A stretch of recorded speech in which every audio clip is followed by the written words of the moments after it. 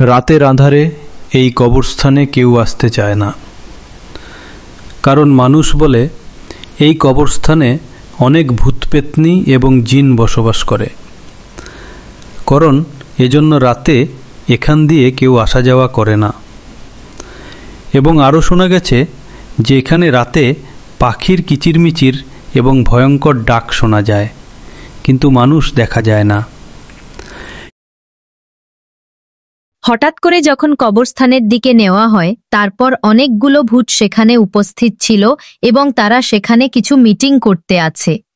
এই ভয়ঙ্কর কবরস্থানে তাদের মিটিংয়ের মাধ্যমে রাত কাটে এবং সেখানে পাখির কিচিরমিচির আওয়াজ শোনা যায় এবং মানুষের কথা শোনা যায়, কিন্তু কাউকে দেখা যায় না। তারপর এরা একে অপরকে কথোপকথন করে এবং প্রত্যেকে আলোচনা করে যে মানুষ তাদের কিভাবে শিকারে আসতে পারে।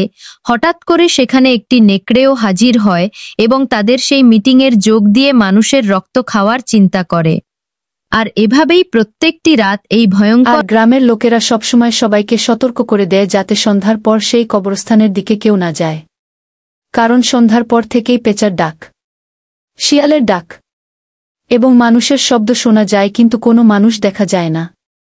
আপনার জন্যই ছোট ভিডিও নিয়ে আসলাম। নেক্সট টাইমে আরও সুন্দর করে বড় ভিডিও নিয়ে আসব। চ্যানেলটিকে অবশ্যই সাবস্ক্রাইব করে দিবেন এবং আপনারা এই চ্যানেলটিকে অবশ্যই ফলো করে রাখবেন এবং কমেন্ট করবেন আপনাদের জন্য নেক্সট টাইমে কি ভিডিও নিয়ে আসবে।